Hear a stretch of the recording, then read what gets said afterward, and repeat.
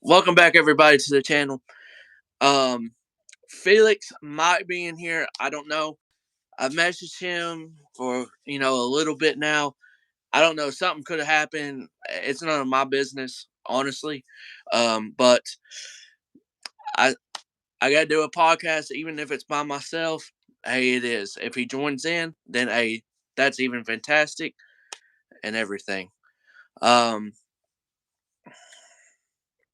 so this is truly episode 55 on not on the backlash uh review. I said that was an episode. Is it was I don't know why I said that. I was tired.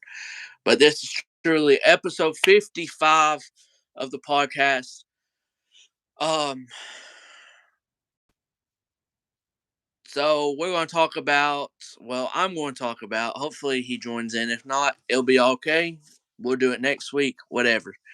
Um Night of Champions. We'll jump into Night of Champions. The aftermath of Night of Champions, what I think, and what's you know to come with WWE and everything. So, um, to start off, I know everyone watches probably the first minute, 2 minutes, maybe 3 minutes of a podcast or something live like this on demand. If you're one that's subscribed, I've said it in shorts and everything. Thank you so much, but I want to do it again. Um, Without y'all, I wouldn't make my subscriber mark for the month. For me, upcoming month of June, we're at 427. I want to be at 440 realistically.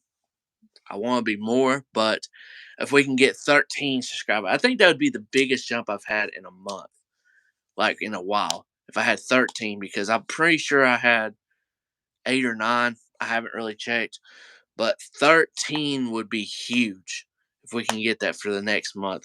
But thank you guys. Thank you guys for subscribing, liking, the shorts, the videos, everything.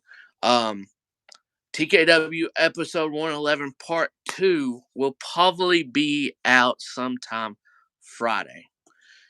I want it to be out sometime today or at least tomorrow and then go live for episode, but I'm gonna upload one Friday, and I'll go live with one on Saturday or Sunday. I'll go live with one on Saturday or Sunday. But yes, thank you guys so much for everything. Let's get into it. Aftermath of Night of Champions and the thoughts that I've got. So we had to begin the show. We had Seth Rollins versus AJ for the World Heavyweight Championship, and Seth ended up winning like he should have. Um, this was easily the right move. Seth is like on fire. Some are saying he's bigger than Cody Rhodes. I do not think that's the case. My opinion. It's opinion based and everything. You tell me Seth's better than Cody, like as a true baby face, and the reactions he's getting. Okay, but I'm gonna tell you my opinion why I don't think that. So if we have that conversation, so for me, Cody is still number one in babyface, even with this stupid uh, story of with Brock Lesnar. Even with that, it's it is what it is. Um, so yeah, this was a match of the year candidate type of match. Will it be in my top 10? Who knows? But it will be one of matches I got in there. 7 or 8 already for this year. I've put them down. AJ and Seth will be considered as one of the top 10 by the end of the year. Um, so right call, and I can't wait to see who says first opponent. I don't think they'll make it at Money in the Bank. I think it'll be SummerSlam. Um, just because. Just because you're gonna have Roman and you're gonna have two Money in the Bank ladder matches and who and Paulie, Brock, Cody for the third final match. I don't think you're going to need the World Heavyweight Championship on that card. Even though, I mean, it's London, who knows? But they were going to have a long night ahead of us when Money in the Bank comes around and SummerSlam. But because I think they're going to go along with those pay-per-views. Um, so we had Trish beat Becky Lynch, which Zoe Starks help. Don't I love Becky to death, really do. But I'm not intrigued with Becky and Trish. I haven't been at all. So we'll just leave it at that. It was a decent match. It was better than what I would have thought. So congrats to them for having a better match than what I expected. Um, Gunther beating Mustafa Ali. Mustafa Ali makes you believe that he's going to win. And this was actually a very, very, very good match and everything. So I really did enjoy this Gunther and Mustafa Ali match.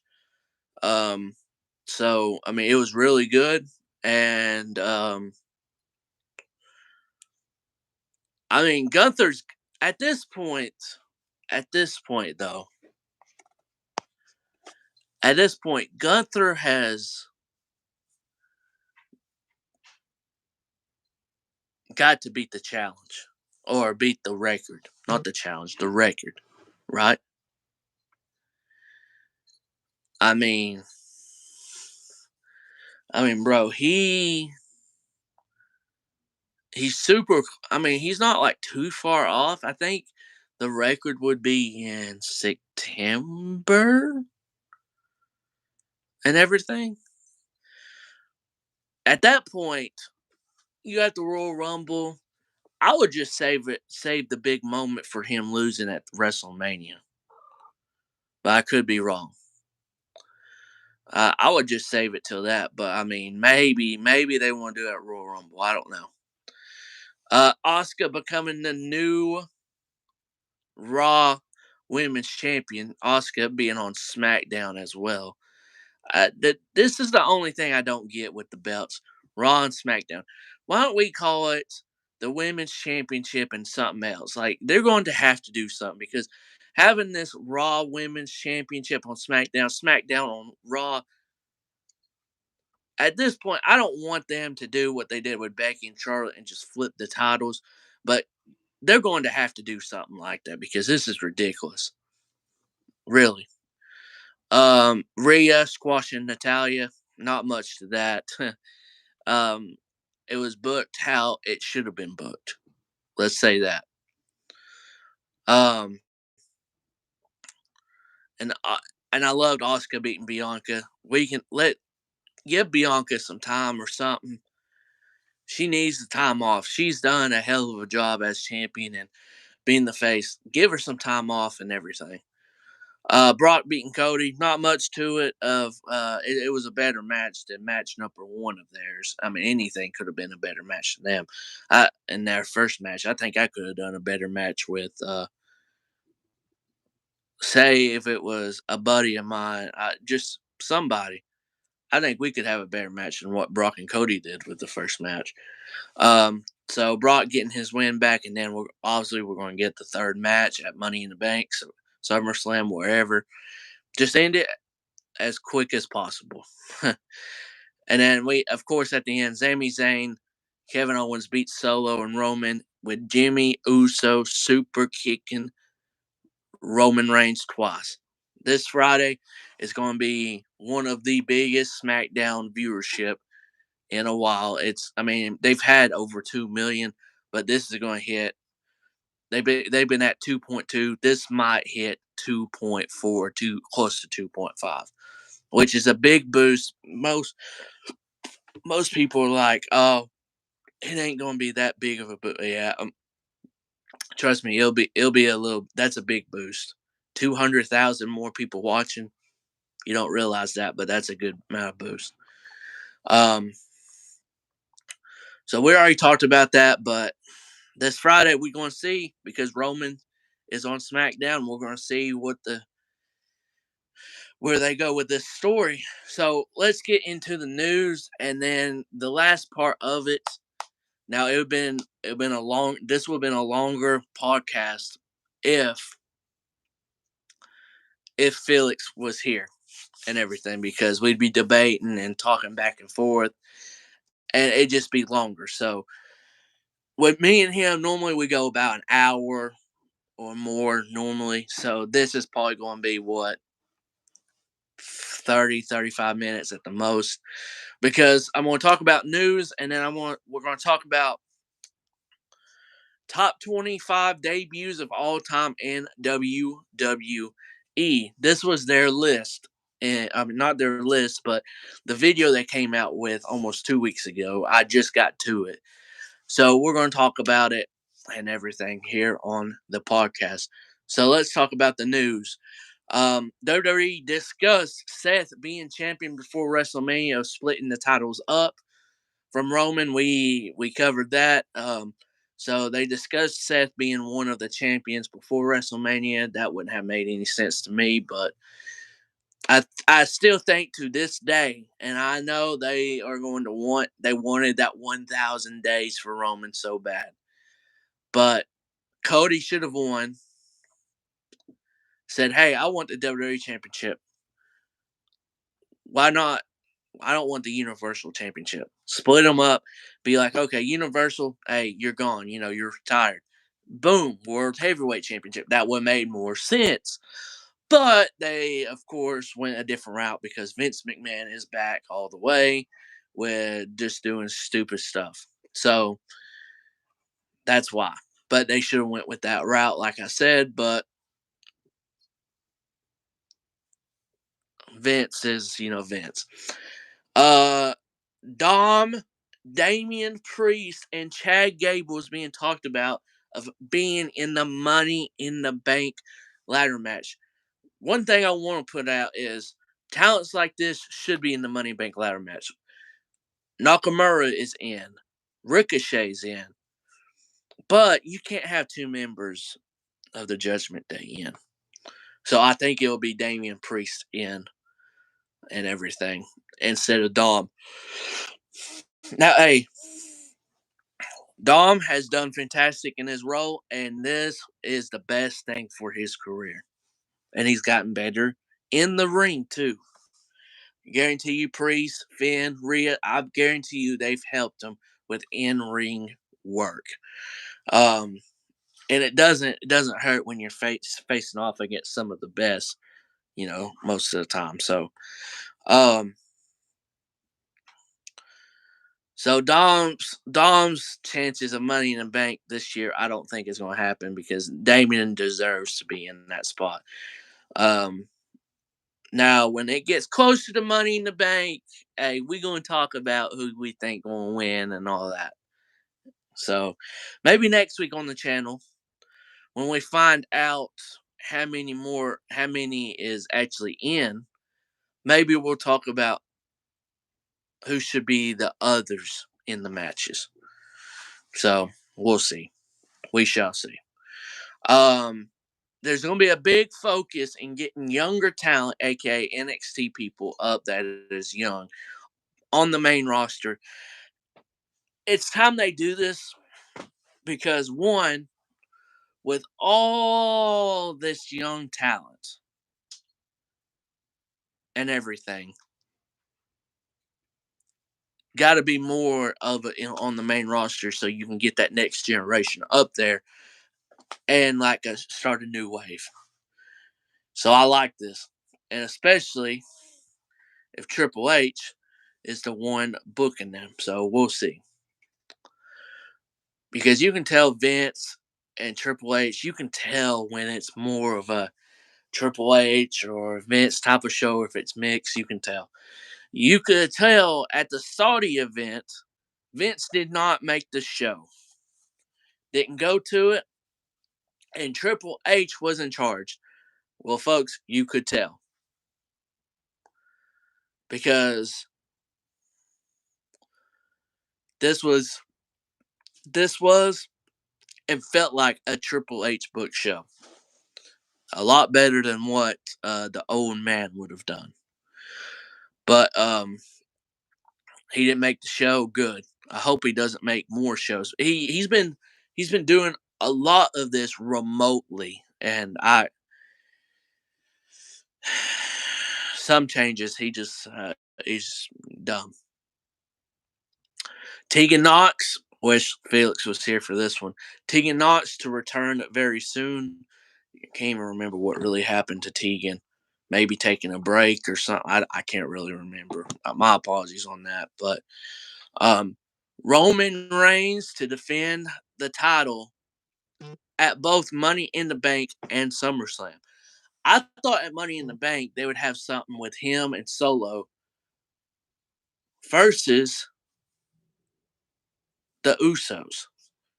I thought it'd be something like that. But if Roman's going to defend those titles at Money in the Bank, it's got to be against one of Jimmy or Jay. Or they could do Jimmy at Money in the Bank, Jay at SummerSlam. I don't know. But Jay does need to have one more match against Roman. He's the one that started this entire thing. And I'm going to be honest, he might be the one that needs to end it and win those titles. Then say, hey, I just want the WWE Championship, throw the Universal out of the damn way and everything. And then, bam, we have 2 titles, one on each brand, like it should, not 3 world titles. So, yeah, I wouldn't mind with Jay being the one that ends the reign for Roman. He started it. I mean, damn, he gonna end it. Liv Morgan to be out majority of the summer. I hope she really recovers, but that's we talked about it on the last podcast or of uh of Night of Champions or something. Damn it, I can't remember. I'm losing it. But yeah, she gonna be out for the.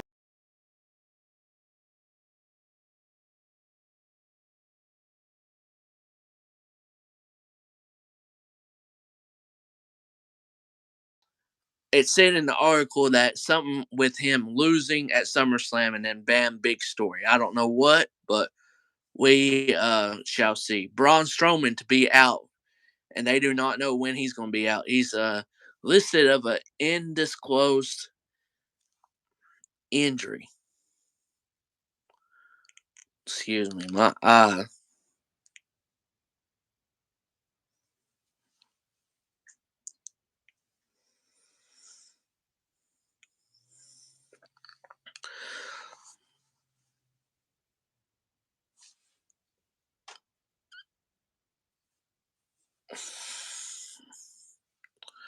whew. I hate that that happened live while doing the podcast. So people watching on demand, I apologize. But so Braun will be out for a while. NXT talent coming up. Undisclosed injury for Braun. I don't know if I finished saying that or not, but NXT talent a lot will be coming up here soon. Just like I said about a big focus on younger talent coming up. Braun Breaker, the Creed or Brothers or something like that. I don't know. I forget what they're called. And then someone else, I forget who, but should be coming up to the main roster here soon. I think they said at least maybe after Money in the Bank or SummerSlam. So they might, be off of TV for a couple of months and then get a little break and then bam, main roster stuff, kicking it. And the last bit of news I want to talk about before I do my or talk about this top 25 debuts of all time is Bray Wyatt. Bray Wyatt has been word that WWE was not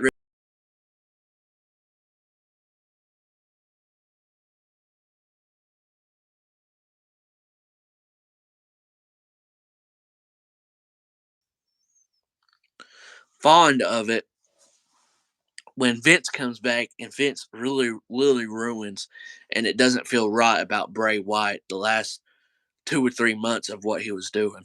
Instead, like the first couple months, it felt right, and it felt like something Bray wanted to do. Jeez, I don't know why my eyes doing all that, but so they said something about the Fiend wanting the Fiend to come back. I don't know, man. I think Vince needs to stay the hell away from Bray, and Bray just let Bray do his thing, man. Just let him do his thing. That's what I think. Okay, top 25 debuts of all time according to WWE. So, so from just this list, I'm gonna name off the top 25, and then I'm gonna rearrange them to what I think it should be. So they got Solo Sikoa at 25 when he debuted and helped Roman beat Drew McIntyre at Clash of Champions. Santino Marella at 24 when he won the IC championship from Humaga. Shinsuke Nakamura when he made his debut on SmackDown at 23. 22, we got Tamina and the Usos when they attacked Natalia, Tyson Kidd, and Davey Boy Hart, or I don't Davey Hart Smith Jr. or whatever. 21, we got Baron Corbin when he won the Andre the Giant Battle Royal, and I believe that was at WrestleMania. Humaga at 20, debuting and attacking Ric Flair. Rey Mysterio at 19. What the hell did he do? He won like a championship on this first night too, I think. I'm trying to remember all of these in the back, like just the back of my head, because I don't have them wrote down in front of me. I just have who it was or what number. Nexus at 18. Group consists of a whole lot of people, about 8 or 9.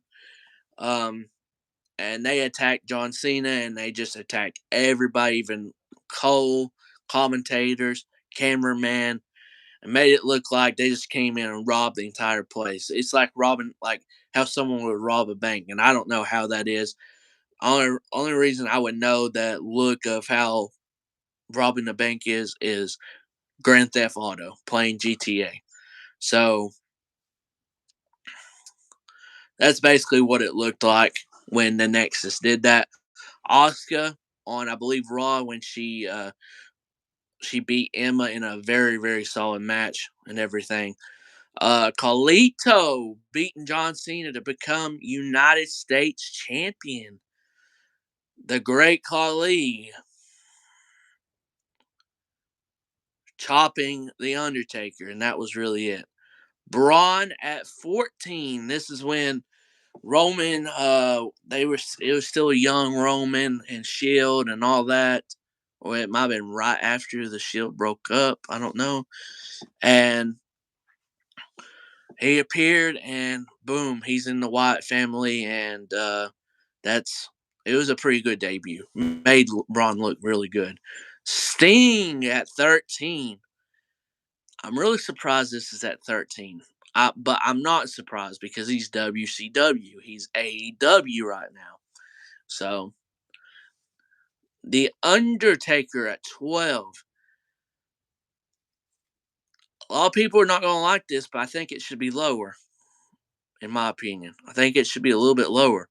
I think some of these should be up a little bit more. But Booker T at 11. Booker T had a big impact. He started off attacking Stone Cold, which was the WWF champion at that time. And Caesar kicked him and then did a back suplex through one of the announce tables and made a big impact onto Stone Cold. Y2J at 10. Boy, WWE really got it out for Chris Jericho if he's at number 10. Number 10, dog? Jericho at number 10?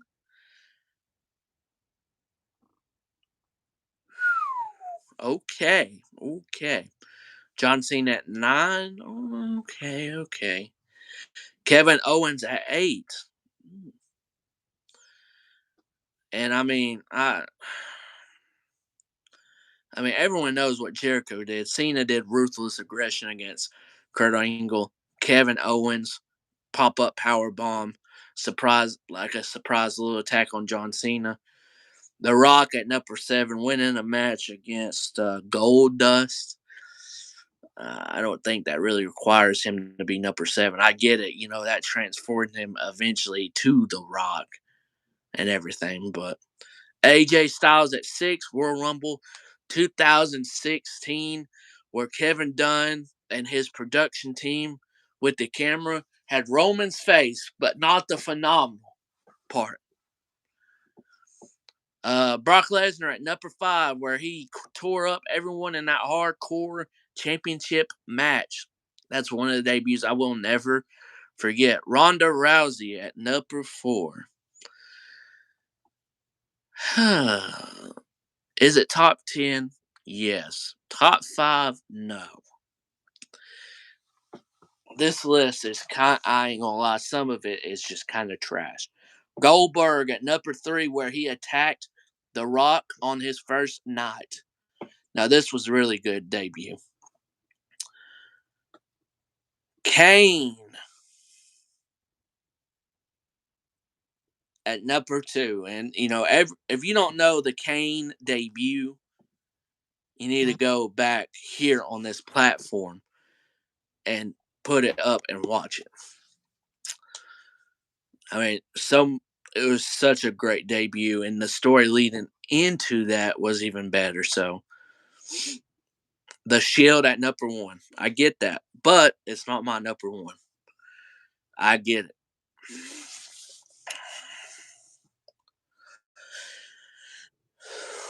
Okay, so if I had to rearrange these just a little bit, Tamina and the Usos are 25 on my list. Really. I'm going to have Tamina and the Usos at 25. 24.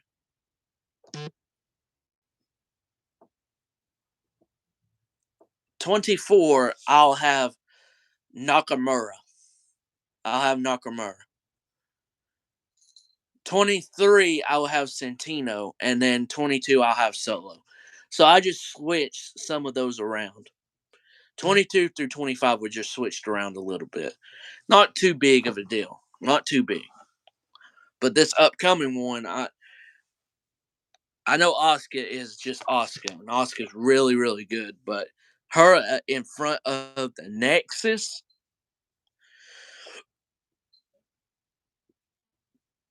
I don't get that. I'm gonna put Humaga at 21. I'm gonna have Baron Corbin at 20. I really loved him in the Andre the Giant Battle Royal and winning that, and the look of that. He needs to get back to the lone wolf, and I think slowly but surely he will be. So Corbin is number 20. So I'm just switching Humaga and Corbin because I think it's all right to switch them. I don't think it's too big of a deal. Asuka will be on 19.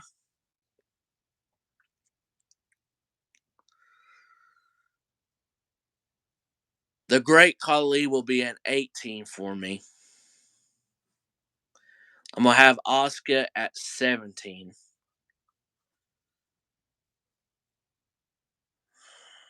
I'm going to have The Undertaker at 16. A lot of y'all are not going to like that.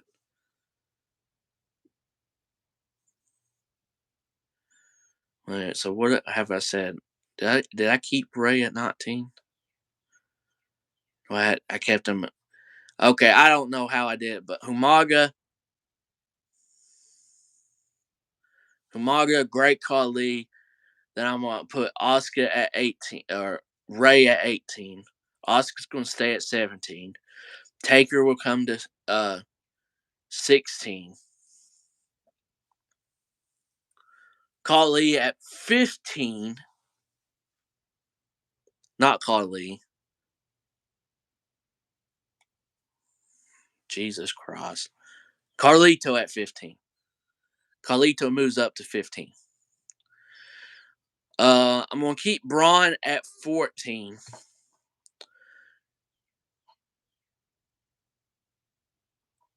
Ooh. I'm gonna have Booker T move to 13.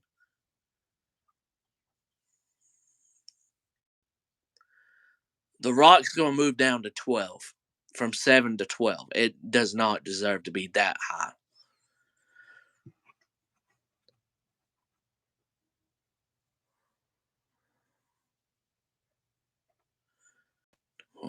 So 11.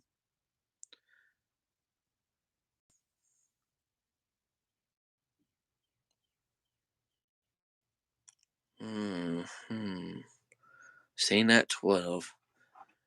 11, I'm going to have.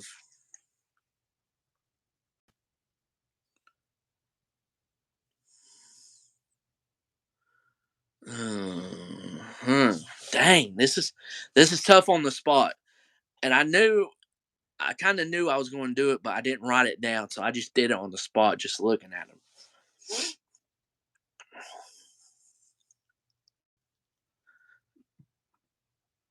Actually, I'm gonna be honest with you. I'm gonna have Ronda Rousey at 11. I'm gonna have the Nexus at 10. Nexus at 10.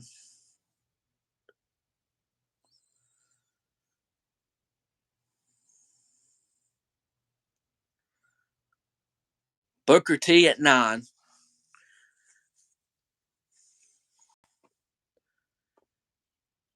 Sting at 8. Because I think Sting deserves at least top 10 somewhere. 13, just that's low. That's low. Sting at 8 because I mean it was a big moment, man. Big moment in my opinion. Everyone knew he was coming though, but that was a big moment.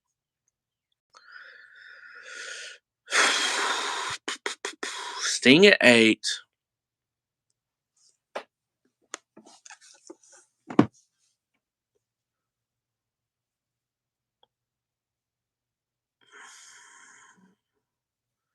Because you knew he was coming. I'm going to do AJ Styles at 7.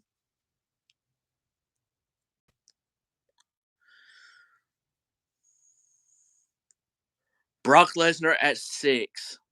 And I moved him back a spot.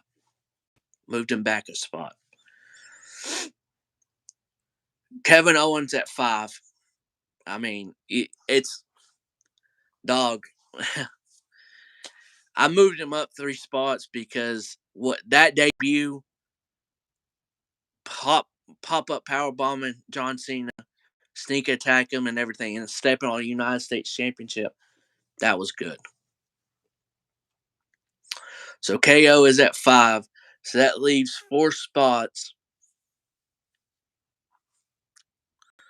I'm gonna go Goldberg at 4, so I'm gonna move him down a spot. I'm gonna have the Shield at number 3.